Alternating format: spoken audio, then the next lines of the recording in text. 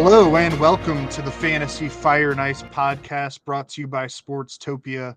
This is our Friday baseball show where we dig into the full slate of games with the help of Sportstopia's Contrarian Edge Optimizer and try to build some winning DFS baseball lineups. I'm Drew Silva. With me here is George Bissell. Welcome in, George. I feel like we have to address this at the top of the show.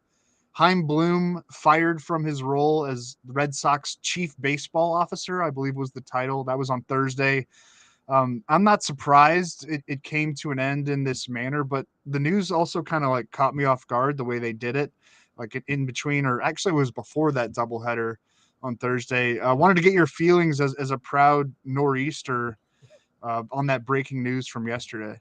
So yeah, as our listeners may know, I'm from the New England area. I've lived here my whole life, and I can tell you that the last 4 years have been some of the strangest in Red Sox history because, first of all, Chaim Bloom takes over and is immediately tasked with trading one of the best players in franchise history, Mookie Betts, which you were never going to win that trade, but the return, I think, ended up being a lot more underwhelming than people thought, with Alex Verdugo on the precipice of free agency and really nothing else of significance coming out of that deal. I think people viewed his second season where the Red Sox were able to make a little bit of a run, make the playoffs, and they were competitive as a step in the right direction. Obviously, Chaim Bloom rebuilt the farm system into one of the best in baseball. And I think the sentiment locally was that Bloom was never willing to make the big deal. And we saw that at the trade deadline this year when the Red Sox were within striking distance of the postseason. They opted to kind of stand pat. And, they have options. They have guys, prospects they could have traded, like Blaze Jordan, somebody who's probably blocked at the major league level. And instead of dealing them for guys who could have helped, I think Bloom chose to stand pat. And the franchise has obviously chosen to go in a new direction. I think the writing was kind of on the wall. We started to hear rumblings a couple of weeks ago around here that there was something going on, that maybe the Red Sox were in on not necessarily David Stearns, but people like that they were kind of looking around when Mike Rizzo still hadn't signed his extension with the Nationals. So, yeah, I just think Bloom's tenure, I think it's going to be one of the most divisive in Red Sox history. I think there's people on both sides of the equation here. Yeah, I mean, starting with the Betts trade and then the way that they've operated over the last few off seasons, over the last few trade deadlines, it felt like ownership was on board with what he was trying to do, kind of like a rolling rebuild style. That's why it kind of caught me off guard that it happened the way that it did, like during the season in mid-September.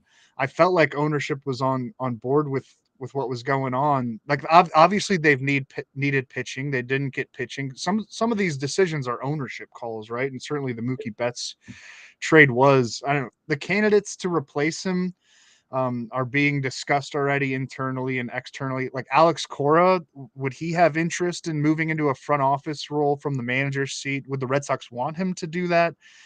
They've had longtime interest in David Stearns, but the Mets did too, and recently hired him to run their front office. I've saw like there's betting sites that already have some odds for who's going to be the next head of baseball operations in Boston. Sam Fold, the Phillies' current general manager. Brandon Gomes has been talked about, the Dodgers GM and executive vice president. Cubs GM Carter Hawkins. Like it's definitely a marquee job, despite the current ugly state of things at the major league level. Like you mentioned, the farm system has a lot of interesting players. And yeah, the new head of baseball operations doesn't have to carry the label of being the guy who traded Mookie Betts, though. Again, ownership signed off on that. Something that big is always in the end going to be ownership's call. I think you're absolutely right that there was a mandate from ownership to cut spending, to kind of avoid those big long-term contracts and kind of ride things out and rebuild the farm system and build a sustainable winning model. The problem was the Red Sox weren't winning. We saw a lot of progress with guys like Jarren Duran. Tristan Casas has looked like a middle-of-the-order force. The Rafael Devers extension got done. So I think Bloom did a nice job of setting up the foundation. But when you look at it, guys like Roman Anthony are a long ways away. Marcelo Meyer is, hurt this year, and he's sort of the big lottery ticket for this franchise, where if he comes through and is a foundational player, that changes things. But I just think the lack of success at the major league level was ultimately what did Bloom in here. And like you mentioned, there's a lot of options for successors. I think Alex Cora has always talked about wanting to be in a front office role, but I don't know if it's the right time. It feels very it's a weird time for that. It feels very similar to when Theo Epstein left, almost 20 years ago now, where there was this weird transitional phase where the organization just kind of steered the ship and made, a couple moves without him there. I think the Hanley Ramirez deal was one of those where they traded for Josh Beckett. So we could see something like that where maybe ownership steps in and spends some money this offseason, but there isn't this, move, like there isn't like bringing Theo Epstein back or anything like that. I think you might see a real transitional phase here for the Red Sox. Man, you just made me feel really old with it's been almost 20 years since Theo Epstein I was left doing the math Boston. in my head. I was like, man, that was a while ago. Yeah, that's scary. All right, let's get into the real meat of the show. First, running through a bunch of possible injury-related absences to keep an eye out for, and a little weather check for this Friday slate. George, you seen any trouble spots with the weather? It seems pretty clear, actually. Well, yeah, that's the real encouraging thing because there aren't any trouble spots on the radar. We dealt with a lot of rainouts this week, including a costly one on Thursday night. The Giants and Rockies got rained out at Coors Field. Yep. Yankees and Red Sox had a pair of postponements earlier this week that led to 2 doubleheaders. So it's nice to see a pretty clear sheet from a radar standpoint here heading into Friday night. Jam-packed slate with 15 games. Everything's looking good on the weather front. It is Friday morning, so things can change as we get into the afternoon and evening. But yeah, it looks like it's going to be free and clear for all these games to get in. Some injury concerns. Christian Yelich was on the bench for a 6th straight game Thursday as the Brewers wrapped up their series against the Marlins. The word is he keeps showing improvement. I think Milwaukee's just being cautious here with a nice, comfortable lead on the National League Central, but worth checking in on his status ahead of Friday's series opener against the Nationals. Shohei Ohtani continues to be listed as day-to-day. He's really almost like week to week with that oblique injury that has kept him out of action since September 3rd. It's been over 10 days. He also, of course, has the UCL issue in his elbow that may require surgery. A lot of unknowns with Ohtani right now as he prepares for his upcoming free agent bonanza. Maybe we'll get a clearer status update on him sometime today. Wilson Contreras, of Cardinals catcher, missed Wednesday's series finale at Baltimore after suffering a right hand contusion on Tuesday. He's a possibility to return to the Cardinals lineup following their scheduled team off day Thursday. Contreras has been really good. Maybe an under the radar second half. 344 batting average, 1057 OPS over his last 47 games, dating back to July 3rd. So hopefully he's able to return on Friday. Ryan Mountcastle, an MRI taken Thursday, was clean on his shoulder, no structural damage. Day to day, leading into the remainder of the Orioles' big 4-game series against the Rays. I could see Mountcastle being rested again on Friday just to be safe. Leody Taveras was scratched from the Rangers lineup in their Wednesday series finale, absent again for Thursday's series finale because of a sore left hand. It's not considered serious. He could return for Friday's series opener at Cleveland. Taveras has been really productive so far in September. That's why I mentioned him. If he's in there, he's a nice under the radar cheap play in DFS lineups. You got any others that stick out to you, George? Yeah, so a couple. Brett Beatty's dealing with groin injury, his left groin soreness. MRI came back pretty clean, so he's day to day for now. If he were to miss time, Ronnie Mauricio, who's been out with an illness, would probably take over at third base. But looks like both of those guys are likely to come back this weekend. Mauricio definitely on Friday. Jazz Chisholm Jr., that's the big one that we don't have a lot of clarity on. He came out of Wednesday's game against the Brewers with right knee discomfort, didn't play Thursday, and we haven't gotten a clear update on what his status actually is. So fantasy managers should probably consider him day to day, but there's a chance he winds up missing games the rest of the week. So definitely something to monitor there. And then Mitch Garver came out of Thursday night's game with a left foot contusion. X-rays were negative, so didn't suffer a fracture, which is good news. And he should probably be day to day for now. Michael Conforto, too. I'm going to mention him a little bit later, but he is set to return to the Giants' active roster and lineup Friday at Coors Field. That's definitely a game we're going to be talking about. We should note as well that the Braves clinched their 6th straight NL East title on Wednesday night or on Thursday. Yeah. I'm mixing up the days of the week. This They'll week. probably this week. But they'll probably throw out a hangover lineup Friday at Miami. There could be some regulars missing. They've started to already rest their regulars. Man, that was supposed to be a competitive division, the National League East, but Atlanta clinches on September 14th. They are a juggernaut going into the playoffs. All right, let's get into some lineup stacks here. You go first, George. Who's really sticking out to you? What team are you targeting to generate positive offensive numbers? Well, I know you're going to go with the Giants against the Yeah. Rockies, so I'll go with another really favorable matchup here. I like the Houston Astros against the Kansas City Royals tonight.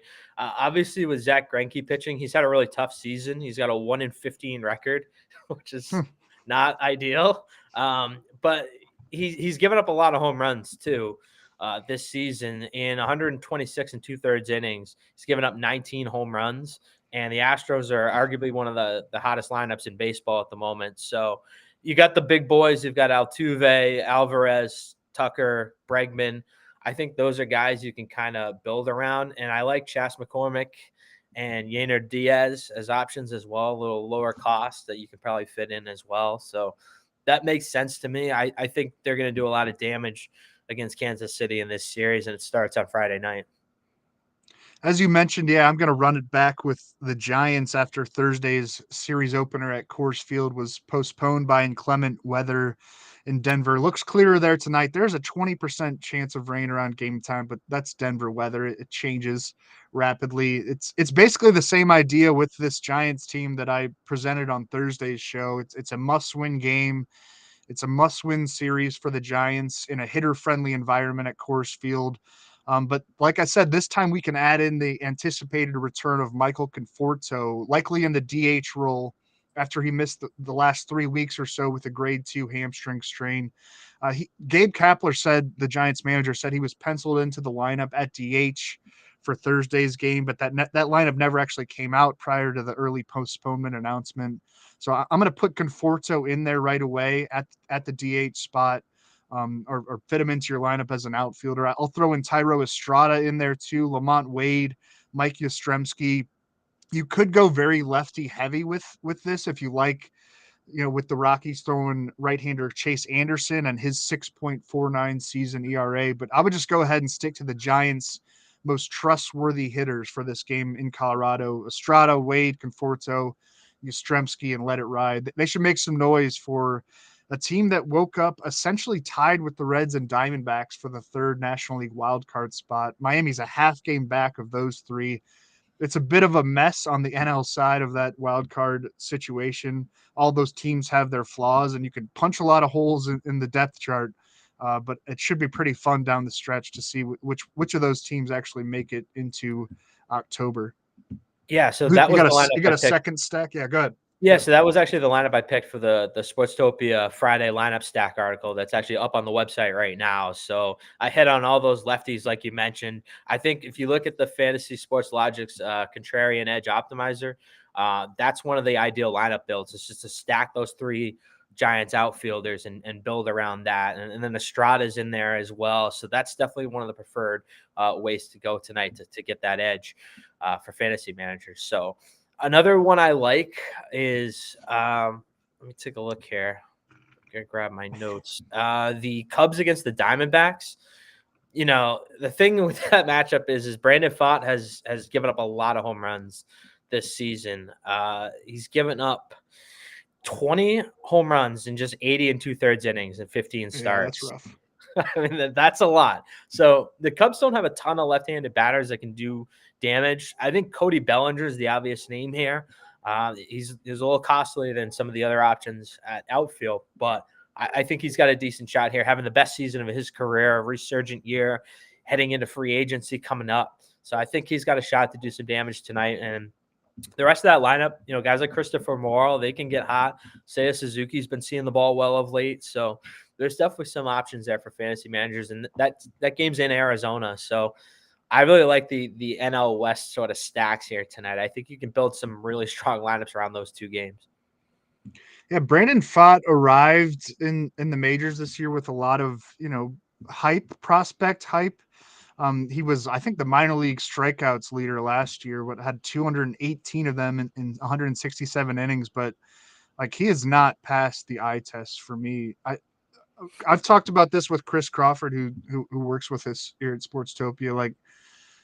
A lot of times when you see big strikeout totals in the minors and the stuff doesn't really match that, like the scouting levels of his arsenal doesn't really match that, it's because of deception. And I think he relied on a lot of deception in the minors that doesn't necessarily work in the majors. I think he could be thought can be like a fine mid-tier starter long term, but I don't think he's like an elite pitching prospect. And Yeah. we've kind of seen that so far this year.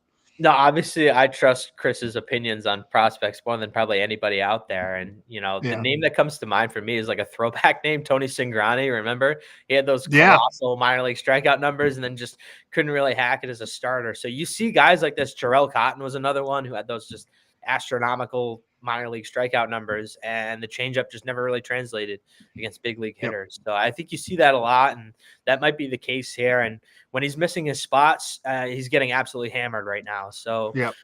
Arizona, they have to keep giving him starts, but he has not had success early on. Yeah, the Diamondbacks need a win. The Cubs need a win. That's going to be a really interesting series there. My other stack on this Friday slate is the Padres at Athletics. It's been a highly disappointing season for the Padres, obviously. Maybe the most disappointing of all teams. The Mets, Yankees, Red Sox, Cardinals fan bases might disagree, but it's been brutal for this year for the Padres, given what they put in to that payroll, what they put into that team. They got very aggressive and it just hasn't really clicked at all. But hey, they're going out to Oakland to play essentially a double A team this weekend, and the Bats should make some noise against that A's pitching staff. This is a pricier stack than my Giants one because you want to go with the big boppers in this lineup. Fernando Tatis Jr., Manny Machado, Ha-Seong Kim has been terrific for fantasy scoring with all of his extra base hits and stolen bases. Definitely throw him in there. Luis Campusano to fill out your catcher spot. I threw in Ha-Seong Kim's name into my Google search bar this morning just to see if there was like any overnight news I wasn't aware of. And there's this website in South Korea that seems to think that he might be dating Taylor Swift. Um, they've been I spent some time this morning actually digging into this. They've been quietly hanging out, according to this one Twitter account from South Korea. There's no evidence of that at all. There's not even a picture of them in the same city. Is this like the Mitch White, Margot Robbie thing from a few months ago? Remember that one? Yeah. Yeah. That could be. I think this is even to a greater degree. But yeah, that's the internet for you in 2023. As I'm looking up Ha-Seong Kim's stats, I get that he's dating Taylor Swift. The internet's really doing well these days, George. It's really thriving. Anyway, yeah, I like the Padres to at least not embarrass themselves this weekend at Oakland like they've embarrassed themselves a lot this year. I think they're going to have a big outburst throughout the weekend. I hope it starts on Friday, facing off against Sean Newcomb in this one, who is, pitched well, but he's mostly been a reliever at the big league level throughout his career. He's a lefty. I think go ahead and stack all of the best Padres who swing right-handed. That's my advice for that one. I might end up being wrong, but I actually kind of like Sean Newcomb in this spot. Look, he's pitched well. He had 4 shutout innings his last time out. Has actually performed pretty well since arriving in Oakland. He's got an ERA under 1 in 12 innings. I know it's a small sample size, but I think their bullpen's a little bit better than people give it credit to. And they did a decent job against the Astros. So yeah, I think it's one or the other. Either they're going to go out there and get absolutely demolished, or they're actually going to pitch well. I don't think there's like a median outcome here. So it's one or the other. One of us is going to be right, but I think I could see both sides of the coin in that matchup. Well, yeah, I mean, when you're building DFS lineups, you want contrarian plays, and Sean Newcomb would certainly be a contrarian play in this one. So I can't really bash it. That's a good segue into our starting pitchers that we should recommend for this Friday slate. There's a lot to choose from. I'll start first. Hunter Green at the Mets. The Mets have sort of embraced the spoiler role, coming off 3 straight fairly dominant wins over the Diamondbacks. So the matchup does kind of worry me a little bit, but Green is reasonably priced on most DFS services relative to the strikeouts upside that we know he can provide. He had 9 Ks in 6 innings last time out against my Cardinals. He gave up only 1 unearned run, got his pitch count in that one up to 109. So he can work deep Friday in Queens in a must-win game, must-win series for the Reds, giving us a lot of swing and miss potential. There have been a couple of blow-ups since he returned August 20th from what was it was a 2-month absence to heal a hip injury. But Green's last 2 outings have been really good, and hopefully he can keep right on that track Friday against the Mets as Cincinnati tries to pad its resume for an NL wildcard spot. Green has 123 strikeouts in 91 and a third innings this season. That's the kind of stuff we want to see, and hopefully the run prevention falls in line and he gets a chance at a win pitching deep into that game at Citi Field.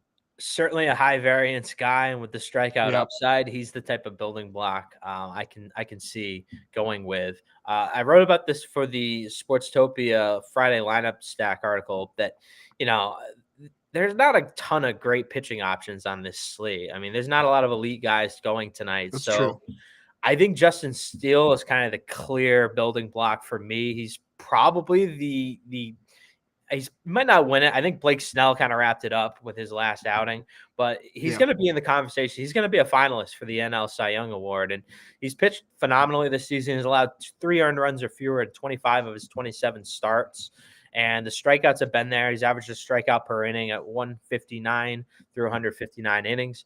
So it's a good matchup against Arizona, and like we said, I think the Cubs can get him a lot of run support in this one, and with how well he's pitched, I think he's got a decent shot at coming away with a win here on Friday night. So he's one of the more expensive options, but I think he's arguably the safest of anybody out there.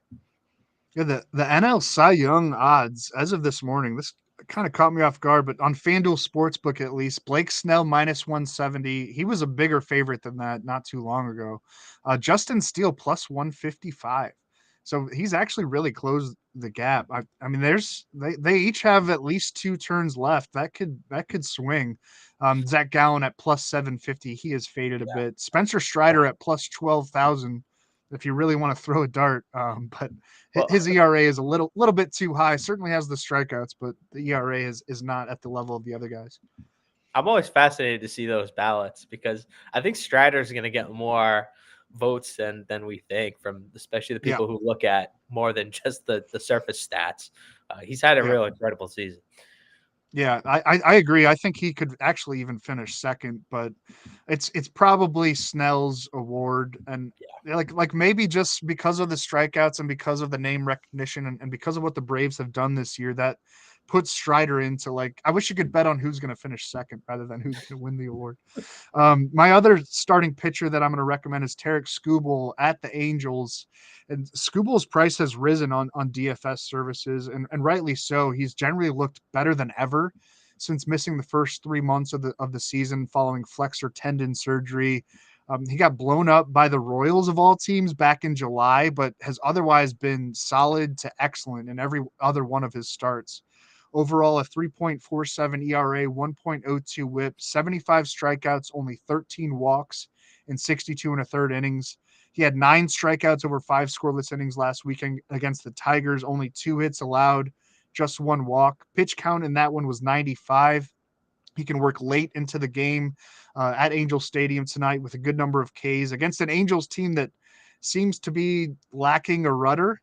They optioned Kyron Paris and Jordan Adams to AAA Salt Lake on Thursday, brought back Jared Walsh and David Fletcher, who they had DFA'd both of those guys, pushed them off the 40-man roster. So, like, I don't know, it was a youth movement in Anaheim. Now I don't know what the heck they're doing. I don't think those were necessarily positive moves in terms of building a better lineup for this weekend. Mike Trout could be in for some shutdown news here in the near future because of that lingering wrist discomfort. There's talk of Trout being a trade candidate this winter. Shohei Ohtani, as we mentioned at the top of the show, could be out again and facing an early shutdown as well. Things are not in a good place in Anaheim, and I don't expect Skubal and the Tigers to feel sorry for them. I think he cruises and maybe even dominates Friday night at Angel Stadium. His price has risen, but I think I'd be willing to pay up for it against whatever's going on with that Angels team. Yeah, Skubal's had at least 7 strikeouts in 5 consecutive starts since August 18th. So this is the type of, matchup that he can excel in. So yeah. Let's get into some. Yeah, go ahead. I'm sorry. I was just going to mention real quick on the pitching side. I already talked about Sean Newcomb, but the Fantasy Sports Logic's Contrarian Edge Optimizer really likes Logan Webb tonight in Colorado.